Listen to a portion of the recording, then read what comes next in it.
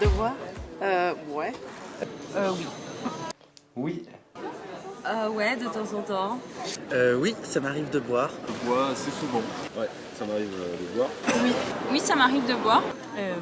Oui, je confesse. Et pourquoi est-ce que tu bois? En général, je bois en soirée, en fin d'après-midi. Pour quand on voit les amis, on boit.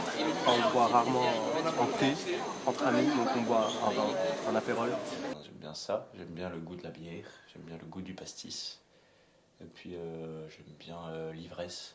Je trouve que c'est plutôt social, mais il y a des jours où tu as juste envie de venir à la maison et boire un verre de vin pour te détendre. Quand il fait beau, les week-ends on va sortir, on va pas boire de l'eau ou boire de la Seine, donc on boit. Et Je trouve que c'est vraiment un bon moyen de passer du temps avec ses amis. Quand j'étais plus jeune, je buvais pour être très très saoul. Ouais. Aujourd'hui, c'est vraiment pour être avec mes amis, prendre un verre. C'est un moyen de voir mes amis. Ça permet de se changer les idées et des fois c'est vrai qu'on boit plutôt par automatisme parce que ses potes boivent autour. Souvent, même tout le temps, c'est en soirée avec des amis ou pour des événements avec la famille. Déjà, j'aime bien le goût, surtout quand c'est des cocktails et la bière. Et puis parce qu'il y a l'effet de groupe où on se dit que c'est convivial. C'est quand même plus convivial de prendre une pinte qu'une grenadine, quoi. Ça m'arrive de boire un verre de vin à la maison pendant que je mange, et du coup ça c'est plutôt pour le plaisir du vin ou d'un bon gin, des trucs comme ça. Mais sinon d'habitude je bois pour socialiser. Ça décomplexe. Est-ce que tu serais capable de faire 30 jours sans boire? C'est compliqué tout ça. Parce que c'est quand même sympa de boire, je veux dire, t'arrives à la fin de la semaine. Déjà quand tu bois, c'est la bonne ambiance, t'es avec tes potes, c'est la fête. Et puis ça permet aussi de se détendre. Donc, Ouais, je le fais assez souvent. Ok. Enfin, ça m'arrive, sans le vouloir, ça m'arrive souvent de faire 30 jours sans alcool. J'aime bien avec un beau repas, prendre un verre de vin sympa. Et sinon, de temps en temps, j'ai envie de me bourrer la gueule avec mes copains. En vrai, je pense pas vraiment, parce que c'est des bons moments, c'est les moments qu'on passe. Encore une fois, c'est parce qu'il y a une question de groupe. Je bois pas toute seule, quoi. Donc les moments qu'on passe quand on a un petit coup dans le nez, c'est très rigolo. Donc voilà, je pense que j'aurais du mal à renoncer à ça, même pour un mois. Oui, clairement, je pense. Oui. Ok. Mais après, ça dépend de où je suis aussi, ce que je fais de ma vie pendant ces 30 jours. Si je vais tout le temps à des soirées, je bois pas, ça peut être un peu compliqué à gérer ça, tu vois. Mais j'en vois pas forcément l'intérêt là tout de suite. Après, si c'était pour ma santé plus tard, pourquoi pas. tout seul ce serait difficile, mais peut-être qu'avec d'autres gens ça passerait bien. Ouais, facilement. Je crois qu'en fait, je l'ai déjà fait parfois parce que je suis pas une personne qui sort beaucoup. Alors du coup, si je sors pas, je bois pas. Et c'est simplement si j'ai envie de m'acheter un petit quelque chose pour moi. Mais je peux aussi éviter ça. oui, je l'ai fait. On remarque à quel point le corps, en fait, on est vivant quand on ne boit pas. Quand on se réveille le matin et on est réveillé, on n'est pas au lit en train de Comater. de comater. Je pourrais l'envisager. Après je pense que ça va être dur parce que la tentation va être forte tous les jours, dans la semaine, mais je pourrais l'envisager. Je pense que ça dépendrait d'où je suis, et de ce que je fais. Parce que par exemple là maintenant, je pense que pour moi ça serait pas possible. Parce que avec tous les soirées et tous les petits moments, même juste aller boire un verre après les cours et tout, je trouverais ça très très compliqué. Mais après, pendant l'été par exemple, je pourrais faire un mois sans boire. Boire pour se détendre, boire pour retrouver ses copains, boire pour faire la fête, boire pour une pause du quotidien. Si socialiser, et par socialiser on entend le fait de susciter des rapports sociaux entre individus, ne rime pas forcément avec alcoolisation. S'alcooliser, la plupart du temps, oui, rime bien avec socialisation. Mais alors pourquoi ? Pourquoi à chaque sortie fête, il y aura toujours une pinte à 4 €, ou on me demandera de ramener une bouteille d'alcool pour la pendaison de crémaillère d'un pote, ou l'apéro de rentrée de l'asso sera accompagné d'une bouteille de vin. Voilà, c'est un peu toutes les questions qu'on s'est posées en commençant à faire ce premier épisode de ce podcast. Et on s'est dit que ça tombait bien parce que le mois de septembre, ça regorge d'événements en tout genre pour rencontrer des nouvelles personnes, revoir ses copains, faire les premières fêtes avec les gens qui sont dans ton asso, dans ton master. Un bon terrain fertile en fait pour faire notre première expérimentation, c'est-à-dire un mois sans boire pour observer si oui ou non cela a un impact sur notre manière de socialiser. Moi c'est Léa. Et moi c'est Elé. Et bienvenue dans ce premier épisode de Yaka Faucon, le podcast des expérimentateurs, expérimentateuses. Du coup, en fait, la première question qu'on va se poser ici, c'est est-ce que tu as réussi le défi de ce mois-ci, Elé ? Spoiler, plutôt non. En fait, si on parle vraiment... Non, oui et non. Oui et non. Ah, on se calme quand même. Restons dans la mesure. Non, plutôt non si on prend vraiment un mois sans boire une goutte d'alcool. Je pensais que ça serait beaucoup plus facile que ça ne l'a été. Et en fait, je suis partie 1 an aux États-Unis. Et donc là-bas, j'avais pas 21 ans. Et j'avais pas l'opportunité beaucoup de boire parce que j'allais pas beaucoup aux soirées. Et donc en fait, dans des contextes où il n'y a pas l'opportunité de boire, c'est assez facile de s'abstenir. Mais le fait est qu'on l'a fait donc à la rentrée, donc avec beaucoup d'événements, et s'abstenir d'aller à un after-work et de prendre une pinte, c'est quand même difficile. Du coup, ça donne plus trop envie de sortir. Et les quelques fois où je suis sortie, j'avoue que soit j'ai été très frustrée. Et on a fait une soirée du coup pour nos 20 ans. Donc soirée pour les 20 ans oblige, on a bu... qu'est-ce qu'il y a eu d'autre ? Et il y a eu un événement, un autre anniversaire, et la coupe de champagne, c'était difficile, et le verre de vin, et voilà. Voilà, mais elle focus quand même sur tout ce qu'elle a bu, et on focus moins sur tout ce qu'on n'a pas bu, parce qu'on a quand même fait le premier after-work, où du coup t'es avec ton coca ou ton soft parmi toutes ces bières, donc t'arrives à tenir, ou quand tes colocs te disent « Ah viens, on va boire un coup ce soir » et que tu fais « Ouais, trop cool, trop hâte de boire de la grenadine ». Donc effectivement, j'ai le même problème qu'elle, je pense, c'est de se dire en fait, à chaque sortie, il y a cette tentation et il y a cette envie, et c'est exactement ce qu'on entend dans le micro-trottoir où les gens disent « Ah ouais, moi je pourrais faire un mois sans alcool, par contre... faut pas que j'ai trop de tentation ». Là, c'est la même chose. Dès que t'es tenté, c'est hyper compliqué de dire non. C'est aussi hyper frustrant parce que t'as envie de te détendre, de faire une pause vraiment, et c'est ce qu'on retrouve dans les réponses, de mettre en pause ton quotidien pendant une soirée, le temps de voir autre chose, quoi. Ouais, et pour rebondir sur ce que tu disais, il y a aussi... le côté où beaucoup de nos amis nous ont dit qu'ils pourraient le faire. Alors je pense que si t'es pas un gros buveur, donc je connais des gens qui boivent pas du tout, donc pour eux en fait ils comprennent pas comment tu peux ne pas, ils sont là, mais en fait c'est facile, un mois sans alcool, ça tu peux t'abstenir et tout, et c'est beaucoup plus, c'est dur d'entendre ça parce que du coup tu te culpabilises, tu te dis c'est vrai en fait, genre je pourrais m'abstenir, c'est même boire une gorgée c'est complètement symbolique, genre pourquoi est-ce qu'on a envie juste de faire ça. Et je pense que j'ai pas la réponse à cette question de genre pourquoi. Après, je pense qu'il y a aussi une question d'aimer le goût. Moi, je préfère prendre une pinte de bière qu'un coca, clairement, juste en termes de goût.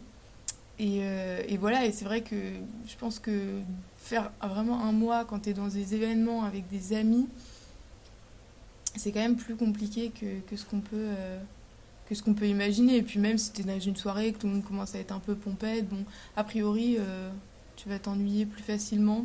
Et du coup, ça, on n'a pas eu l'expérimentation parce que effectivement, quand l'occasion s'est présentée des fêtes comme ça, il y avait cette fête d'anniversaire-là où effectivement, j'avais déjà prévu que ça serait une pause. Donc, c'était même assez bizarre parce que du coup, toute ma première partie, c'est-à-dire quand on a commencé le 1er septembre jusque, je crois que c'était le samedi d'après, donc ça devait être une semaine après, c'était ok, tu bois pas, mais tu sais que samedi tu boiras. J'ai l'impression de faire hyper alcoolique en disant ça, mais c'était un peu une récompense, encore une fois, un échappatoire. Ça fait hyper alcoolique de dire ça, pas alcoolique, mais un peu, de dire une sorte d'échappatoire.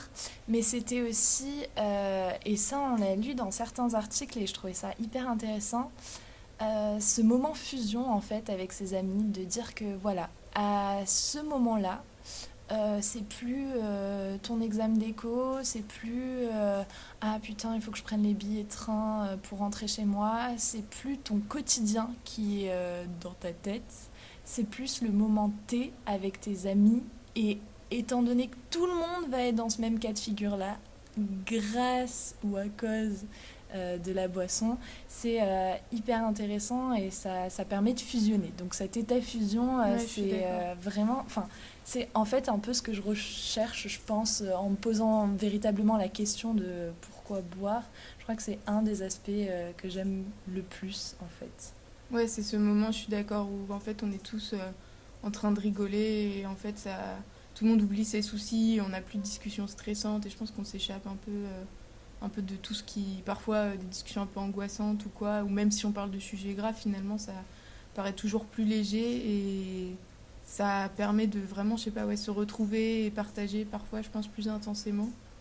Lâcher prise. Ouais, lâcher prise. Quand on a eu l'habitude de sortir, c'est vrai que c'est différent. Je pense que quand tu sors pas du tout, tu te rends pas forcément compte un peu. Enfin, je sais pas que tu te rends pas compte en termes négatifs, c'est juste que c'est différent. Et nous, on a beaucoup fait de sorties comme ça, où on discutait. Et c'est vrai que c'est un côté assez sympa. Et beaucoup des gens avec lesquels j'ai parlé m'ont dit exactement ça, que ça a été une façon pour nous de socialiser.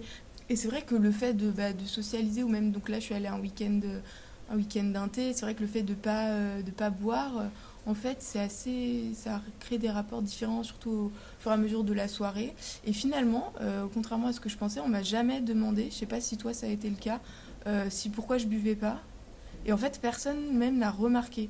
Ou alors m'a dit tu bois, et j'ai dit non. Et j'ai vraiment pas eu cette impression de... Alors après, c'était un environnement très safe, je pense que c'est très particulier, pas du tout ce qu'on attend des soirées d'inté un peu en général, mais on m'a vraiment fait aucune réflexion. Et toi, je sais pas si ça a été le cas. Mais... moi, je me suis rendu compte que, et c'est ça que je trouvais incroyable dans ce défi, c'est de me rendre compte qu'il y a une potentielle pression extérieure qui effectivement va me dire « Ah, mais tu vas pas boire une petite bière, ça va, une petite bière, c'est pas grand-chose ». Et j'ai eu aussi une pression de moi-même, c'est-à-dire intérieure, c'est-à-dire je me suis dit mais attends, si t'arrives, donc typiquement c'est ce qui m'est arrivé quand je suis arrivée à l'apéro de rentrée de mon asso, puisque en fait le but du défi c'était aussi de ne pas dire qu'on faisait un défi, de vraiment arriver en mode je bois pas, comment les autres réagissent à ça.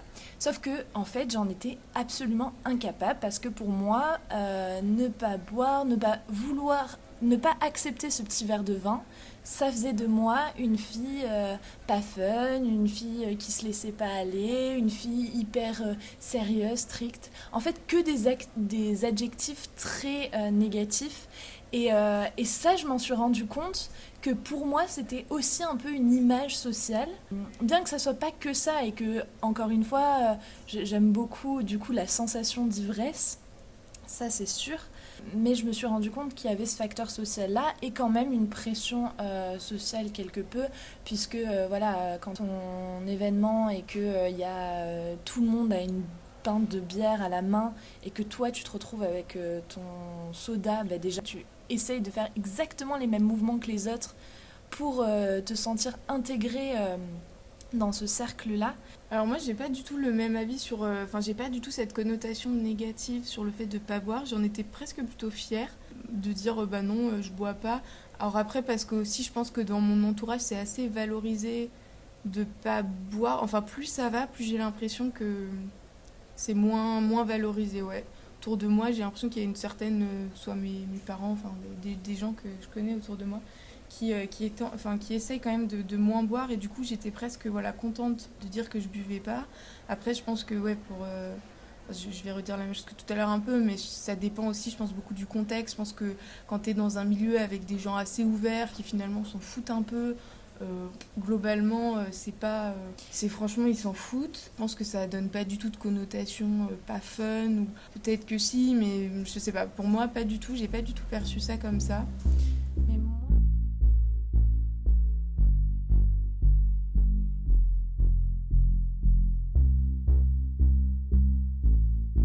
Je me suis aussi rendu compte, et en lisant encore des articles où les gens te disent la cigarette, on va te dire mon Dieu, tu fumes, c'est pas bien. Il y a des agents de socialisation qui vont être moralisateurs sur le fait de fumer. Mais ce qui est très drôle, c'est que sur la boisson, ça va pas du tout être le cas. J'ai jamais, au grand jamais, eu quelqu'un, ou alors c'était mes parents et c'est pas dans le même contexte, qui lors d'une soirée vraiment à l'instant T m'a dit mon Dieu, mais pourquoi tu bois une bière ?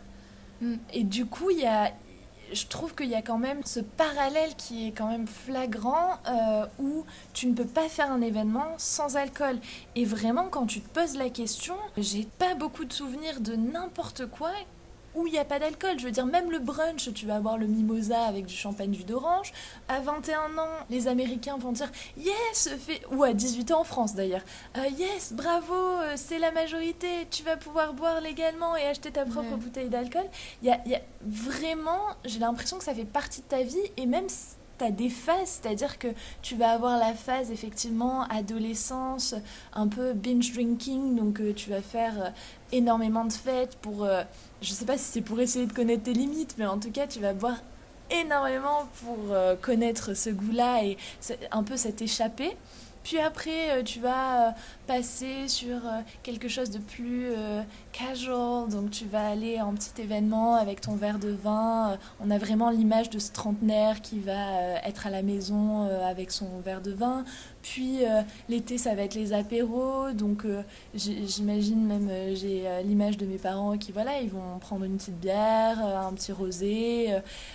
Mes grands-parents, pareil. Et en fait, c'est vraiment quelque chose d'institutionnel, le fait que le ministre de agriculture, qui nous dise que le vin, c'est pas un alcool comme les autres, et que c'est pas vraiment de l'alcool. Du patrimoine, et beaucoup de tout ce qui est dans l'industrie du vin, de près ou de loin, vont revendiquer ça comme étant faisant partie du terroir français. Et donc, il y a souvent dans les émissions sur l'alcool et l'alcoolisme, beaucoup de spécialistes d'œnologie qui vont dire que en fait, le vin, c'est pas tout à fait pareil, que limite, ce serait bien de boire un peu de vin, parce qu'en fait, c'est antioxydant, voilà. Alors que globalement, il y a beaucoup d'autres choses dans lesquelles il y a des antioxydants, et que l'alcool et le vin en particulier ne font pas partie des sources d'antioxydants les plus efficaces qu'on ait trouvées, mais bref. Vraiment, ce mois-ci, c'était se questionner par rapport à ça, à ce rapport que toi tu entretiens avec l'alcool, mais que la société en général entretient avec l'alcool, et de se dire est-ce qu'il n'y a pas finalement une petite forme d'addiction sur les bords, parce que effectivement on peut pas s'en passer, comme on peut pas se passer de pain, sauf que là il y a quand même des effets sur ton cerveau sur et ta santé morale. C'est très, en plus je pense que c'est vraiment très en fait c'était vraiment intéressant pour nous de se poser la question de pourquoi ça revenait, pourquoi c'était aussi structurant. Je pense par exemple à un mariage auquel je suis allée, la mariée ne buvait pas, et en fait, ne buvait pas du tout en fait, parce qu'elle aime pas le goût tout simplement, en fait, pas de raison autre que celle-ci, et en fait elle aimait pas le goût, et tout le monde lui a dit mais non, mais il faut quand même que tu boives, c'est ton mariage, au moins une gorgée de champagne, et en fait elle aime pas, donc pourquoi il y a eu ce besoin, mais vraiment toute la journée, c'était sans cesse quoi. Sans cesse on lui a dit non mais il faut que tu prennes une gorgée, machin. J'ai des amis qui boivent pas, pareil à leurs anniversaires, on leur dit non mais si, une gorgée de champagne et tout. Et c'est très très très structurant, et en fait c'était intéressant de se demander pourquoi c'était si dur.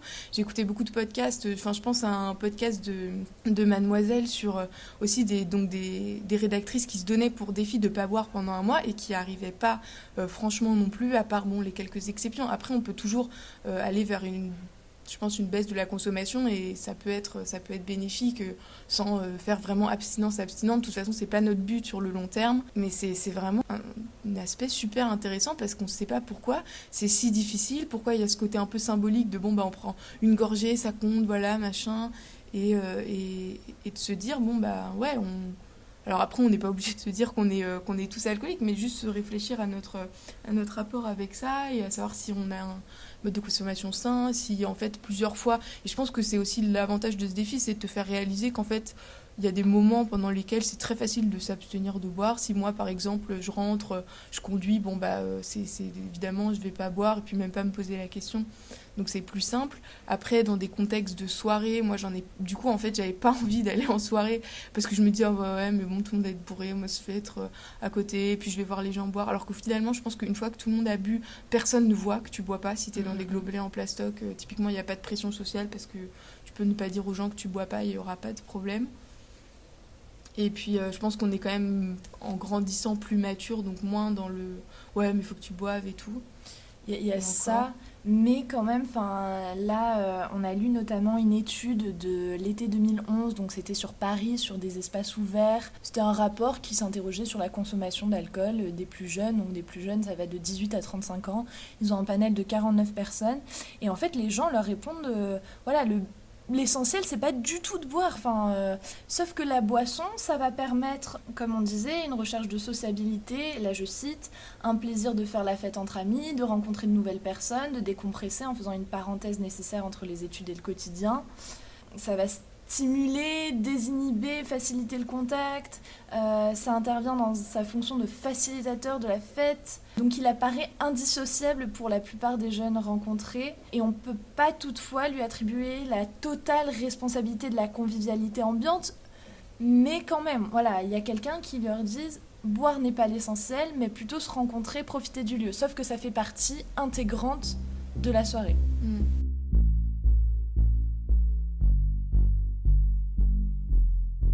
Mais c'est ça, quand t'es pas dans un contexte de socialisation, ou même si t'es avec, je sais pas, des gens qui boivent pas, t'as pas envie de boire. Ça, c'est assez étonnant aussi quand t'es avec, je sais pas, dans un groupe de quelques personnes, que personne ne boit, bah tu te sens un peu mal à l'aise de boire, je trouve.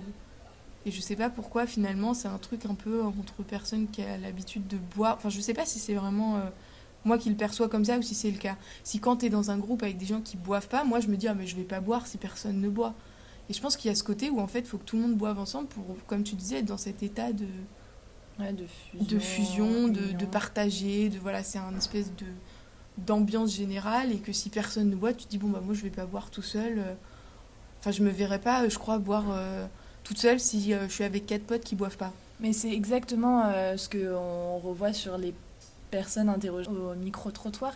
Il y en a beaucoup qui, quand on pose la question, alors effectivement ça peut être frontal, est-ce que ça t'arrive de boire ? Les gens de suite te disent non, moi je bois jamais seule, je bois toujours avec des amis. Et c'est pareil, l'enquête dit ça, elle dit mais en fait c'est pour se retrouver, ou alors les réponses qu'on va avoir c'est non mais si je bois seule, ça va être un petit verre de vin que j'ai sélectionné vraiment là pour le goût. Donc on a cet aspect-là aussi qui revient assez souvent, mais juste un, et c'est juste pour apprécier. C'est comme un bon chocolat que tu vas manger juste un carreau.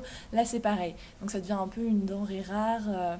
Ouais, carrément. Mais dans je m'alcoolise jusqu'à l'ivresse, c'est vraiment à chaque fois dans le but de passer du bon temps avec ses copains. Ouais, carrément. Bah, de toute façon, c'est pour ça que c'est indissociable de la socialisation, parce que si tu prends l'alcool, il y a plein de contextes dans lesquels, en fait, c'est pas très bien de boire. Enfin, c'est pas très bien vu de boire seul. Par exemple, si tu bois... j'entends beaucoup de gens me dire non mais moi je suis pas alcoolique, je bois jamais seul. En fait ça n'a pas de sens. Enfin, on peut très bien boire tous les jours avec des gens, mais en fait le problème il est pas vraiment là. Après je dis pas que si tu bois que avec, tout le monde est alcoolique, hein, bien sûr, mais voilà, donc il y a des contextes dans lesquels ça revient que c'est mal vu de boire. Pareil, on nous a dit oh non mais moi je bois toujours en fin d'après-midi. Ça dépend ce qu'on appelle la fin d'après-midi, mais voilà, il y a ce créneau horaire, comme quoi si tu bois avant le midi, tout ça, bon, ça commence à être un peu chaud, alors que bon, finalement, je crois pas qu'il y ait vraiment de différence entre un verre de vin à midi et un verre de vin à 19h, mais bon. Et voilà, ne pas boire seul. Voilà, pareil, si on est dans la rue, dans l'espace, je sais pas, dans le métro, ou j'en sais rien, n'importe quel endroit, bus, enfin, je sais pas, il y a plein d'endroits dans lesquels c'est pas... vraiment accepté de boire en public. Enfin, je parle d'endroits publics, du coup, dans lesquels c'est pas accepté de boire. Enfin, je trouve qu'il y a quand même voilà, 2 poids 2 mesures. Quelqu'un qui boit tout seul une bière dans le bus, bon, ça peut être un peu étonnant, alors que...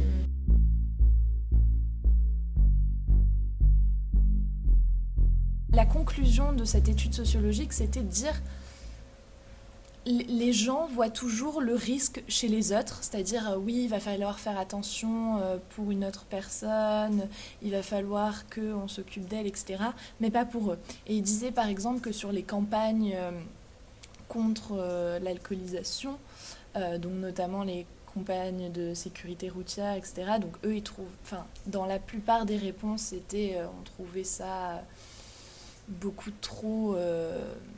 stéréotypés, finalement très peu proches des problèmes causés dans la réalité. Et ils se sentaient pas concernés et ils voyaient toujours le problème chez les autres. Et effectivement, en y repensant, c'est vraiment la même impression que j'ai. C'est-à-dire, ok, non, mais moi je connais mes limites, moi j'arrive à m'autogérer si ça va pas. Et ça va être plutôt l'autre qui va être en danger, mais moi ça va. Ouais, bah oui, c'est ce que tu retrouves dans beaucoup de cas de personnes qui se tuent sur la route parce qu'ils disent non, mais si c'est bon, je peux rentrer, je sais conduire. Parce que oui, tu sais conduire, mais tes réflexes étant super ralentis, t'éviteras moins facilement, je sais rien, la voiture qui arrive en face, le petit hérisson, enfin peu importe, mais en tout cas, ça dépend pas vraiment de toi et de ce dont tu te sens capable.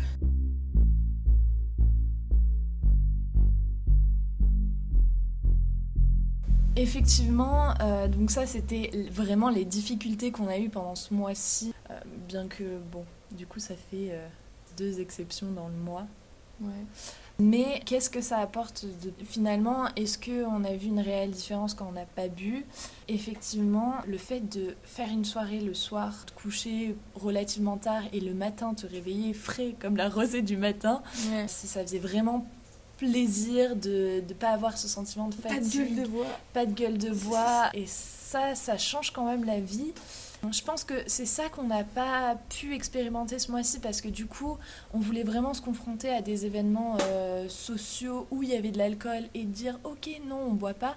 Mais en fait, je pense que si vraiment j'étais amenée à faire ça à long terme, ma vie sociale changerait un petit peu. C'est-à-dire que la fête où tu vas aller pour boire et où tu vas te coucher à 4h du matin, au bout d'un moment, ça ne t'intéresse plus puisque effectivement, il n'y a que des gens qui boivent et qui sont généralement bien ivre, mais plutôt à ce moment-là j'aurai le temps pour aller au cinéma, j'aurai le temps pour on sait rien moi, avoir quelque chose de plus sain peut-être. Alors du coup ça commence à faire un peu moralisateur en mode voilà, du coup arrêtez tous de boire, voilà, vous avez une vie vachement plus épanouie. C'est pas vrai parce que effectivement t'as besoin de cette pause là, mais je pense que du coup tu compenses avec d'autres choses qui peut-être, je sais pas si c'est une connaissance plus accrue de toi-même, mais je pense qu'il y a à voir aussi. J'ai beaucoup pensé à ça pendant l'année où du coup j'ai beaucoup moins bu et en fait mon rapport à l'alcool a vraiment changé et je pense que maintenant du coup je me dis que je préfère sortir moins souvent mais passer des bonnes soirées et boire un peu. Enfin mon but c'est pas non plus d'être complètement abstinente parce qu'en fait je serais trop frustrée. Donc je pense que faire un défi comme ça c'est intéressant pour juste se poser la question de son rapport à l'alcool, à pourquoi on boit aussi, parce que c'est vrai que si t'es un peu timide, ça aide vachement en fait, tu te désinhibes, voilà, donc en fait faut apprendre à socialiser différemment et en fait c'est assez facile quand les gens autour de toi, même pendant le week-end je pensais à ça, les gens se sont un peu alcoolisés, du coup en fait même toi t'es pas alcoolisé mais tu te sens plus à l'aise parce que les gens sont plus à l'aise avec toi et du coup tu t'es dans cette dynamique en fait je pense qu'il y a quand même, c'est possible d'avoir un peu les effets entre guillemets de l'ambiance générale sans boire du tout, mais voilà en se disant on prend un verre, je pense qu'il faut juste se poser la question de moi pourquoi je bois et si c'est parce que je suis trop timide pour parler aux gens, sinon c'est peut-être qu'il faut je sais pas, trouver d'autres moyens, voir aussi si c'est possible de se mettre dans cette ambiance générale, comment se sentir et tout dans ce genre de moment. Et donc même si le but final de cette expérience, ça m'a pas, en fait je pense que j'ai été assez surprise du fait de me dire de réaliser que c'était pas si évident que ça. Après je pense que mon but c'est pas non plus de plus du tout boire, mais c'est juste de se poser des questions sur pourquoi tu bois, est-ce que c'est toujours vraiment un réflexe voilà, est-ce qu'il y a des moments où franchement tu peux ne pas boire et si c'est pas en fait aussi un moyen d'avoir des discussions après plus posées, plus faciles et tout, si toi t'es dans tu vois un groupe de gens qui boivent autour de toi et que t'as pas forcément envie de boire ou que t'as envie de discuter avec quelqu'un. En fait même quand tu discutes, moi je sais que si on a une discussion sérieuse ça va pas du tout me donner envie de boire de la même façon que si je suis avec mes potes et qu'on est juste là pour passer une bonne soirée. Donc je pense que vraiment le but de cette expérience et de pas boire pendant un mois, c'est de penser au contexte dans lequel tu bois, pourquoi tu le fais, est-ce que vraiment Et c'est pas du tout moralisateur, c'est pas du tout le but de dire non, faut plus du tout boire, parce que moi, clairement, c'est pas ce vers quoi je tends, mais c'est vraiment juste de me dire, je sais que je bois dans tel contexte, pourquoi ? Et même par rapport à la socialisation, par rapport, tu vois, au fait, ce que tu disais, sur se découvrir un peu soi-même, c'est savoir juste parler sans boire, être désinhibé sans boire, et juste réfléchir sur pourquoi c'est ce blocage, est-ce que c'est un peu un manque de confiance, est-ce que du coup l'alcool ça donne vraiment confiance, est-ce que du coup les discussions que j'ai quand je suis bourrée sont vraiment intéressantes ou pas, voilà, juste se poser des questions, et je pense que c'était vraiment le but de ce mois. Et bon, après... Et moi, pour rebondir sur ce que tu disais tout à l'heure, d'un coup je me suis rendu compte que je buvais pas, mais que je pouvais m'intégrer très facilement dans une discussion avec des gens qui étaient un peu plus alcoolisés, on va dire. Moi, ça m'est vraiment arrivé, cette situation où d'un coup, on est parti donc, au bar. Mes copains avaient 2 ou 3 pintes dans le nez et moi, je tournais à la grenadine et au coca. Et en fait, je me suis rendu compte qu'effectivement, sur le moment, j'avais un peu du mal à voir qu'ils avaient un petit coup dans le nez. Mais en fait, c'était hyper intéressant parce que moi aussi, j'étais d'humeur vachement plus joviale et je me suis dit, en fait, tout va bien et j'arrive à rester dans le coup, on va dire, à m'intégrer, etc. Donc c'est vraiment... Ça m'a surpris, bien que ça paraît dingue que ça surprenne, mais vraiment, ça m'a surpris parce que ce que j'avais très peur, moi, à chaque fois, c'est de me dire... parce que j'avais cette image-là de quand j'étais plus jeune, de vouloir vraiment pas boire alors que j'avais des copines qui voulaient vraiment essayer et du coup elles se mettaient elles buvaient bien au-delà de leurs limites et du coup t'arrives à des soirées où à minuit concrètement tu commences à te faire chier parce que toi t'es pas dans cette optique-là, t'es pas dans ce mood-là et à côté de ça t'as des gens qui sont en train de faire n'importe quoi. Donc ça, c'était vraiment, j'ai trouvé ça assez intéressant. Et puis il y a un article du Monde qui est sorti, il me semble que c'était l'année dernière, en décembre, sur des gens qui témoignent comme ça, le fait d'arrêter de boire et comment les gens ont commencé à les regarder ou à leur dire des choses. Donc pareil, il y a eu, ce qu'ils décrivent, c'est... très concrètement ce qu'on parlait avant, c'est-à-dire qu'il se faisait très souvent dire t'es un peu frigorigide parce que tu vas pas boire donc t'es toujours très sérieux et puis c'était ça va, tu te laisserais bien tenter par une petite bière et en fait il y avait un témoignage qui racontait que elle s'est découverte timide, c'est-à-dire que elle a commencé à se dire en fait, je suis timide et comment je vais réussir à parer un peu ce problème à travers autre chose que l'alcool et du coup, c'est un peu une redécouverte de soi et effectivement, ça pareil, je trouve que, en tout cas sur les fois où il y avait des gens qui buvaient un peu et moi qui tournais à l'eau, effectivement, t'es là et t'essayes d'autres choses et t'es vachement plus consciente de ce que t'es en train de faire et ça je le conseille à tout le monde d'arriver à une fois se détacher un peu pour pouvoir essayer d'apporter quelque chose d'autre sur soi-même en fait. Ouais, carrément.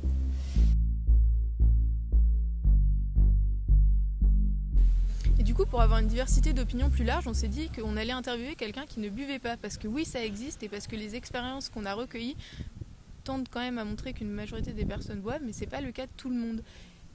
Et du coup, on a décidé qu'on allait faire une interview avec quelqu'un qui ne boit pas. Donc je connais cette personne et on savait aussi qu'elle ne buvait pas et c'est pour ça qu'on a décidé de l'interviewer. Donc voilà, spoiler, on n'est pas tombé dans la rue sur quelqu'un qui buvait pas. Du coup, salut. Pourquoi on sait qu'il ne t'arrive pas de boire, du coup. Pourquoi ? En fait, je pense que déjà de base, j'aime pas l'alcool. Enfin, le goût, ça m'intéresse pas du tout.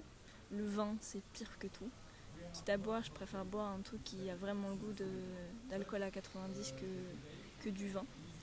Et parce que, en fait, j'aime pas ça. J'ai pas forcément envie d'en boire du coup Et puis parce que très souvent, en fait, la majorité du temps, j'ai pas besoin de ça pour être bien, ou pour m'amuser, ou pour sortir. Et parce que je pense que c'est un peu, du coup, par phénomène d'agrégation, je traîne avec des gens qui n'ont pas besoin de ça non plus pour sortir.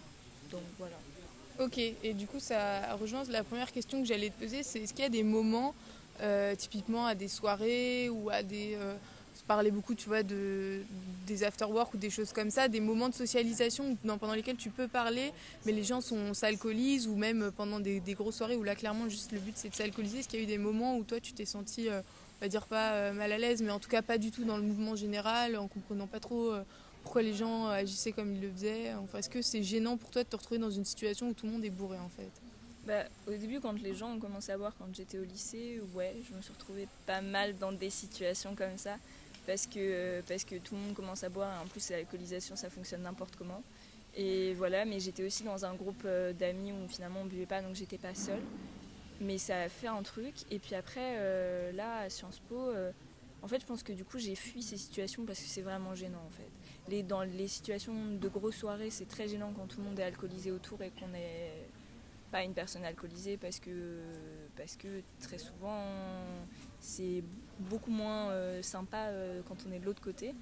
Et du coup voilà, et puis après les questions, au début de ma rentrée à Sciences Po, j'étais pas très bien, j'étais très stressée par ça justement, parce que je savais à quel point l'alcool dans la vie étudiante ça joue un rôle. Et j'étais vraiment stressée par les premiers trucs. Le premier marathon, je me rappelle, j'étais super stressée, mais comment je vais faire? Parce qu'il y a une vraie... Et elle existe vraiment, la pression à boire, les mauvais regards quand on boit pas, devoir se justifier, expliquer pourquoi. Tellement que mon père m'avait dit, mais dis que t'es allergique à l'alcool, ils te refuseront pas à boire. Et il y a un vrai truc, et je sais que moi ça me stressait beaucoup, et que ça a existé au début. Des moments où je me suis sentie obligée de boire...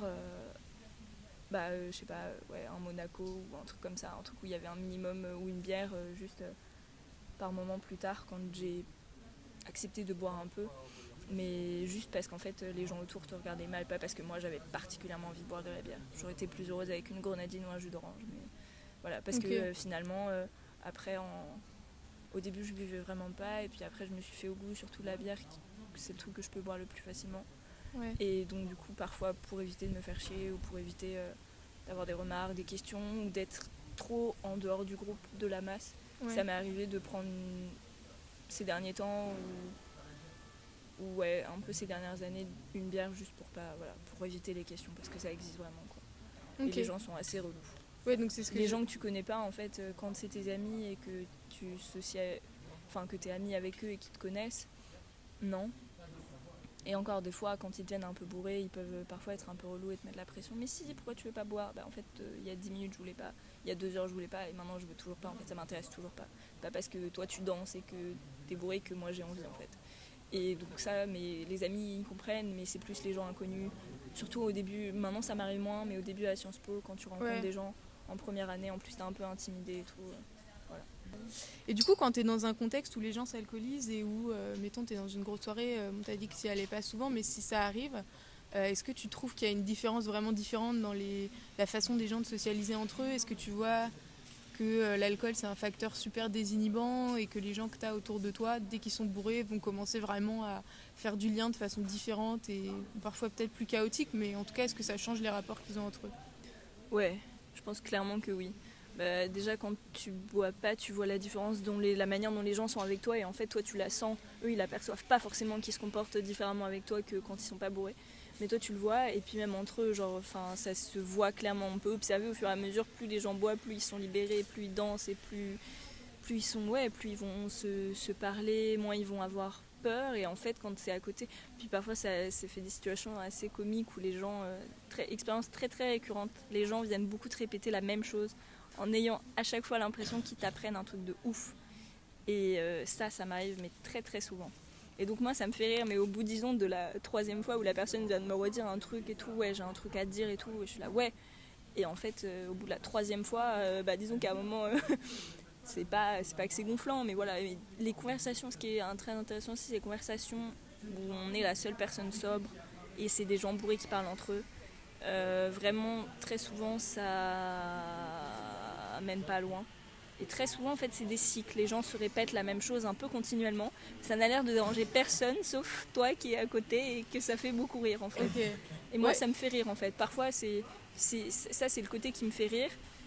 Il y a parfois des côtés où c'est un peu plus désagréable si les gens, du coup, sont moins en contrôle de leurs émotions ou de leurs trucs. Et ils peuvent être très relous avec toi, mais sinon, la plupart du temps, quand ils ont trop bu.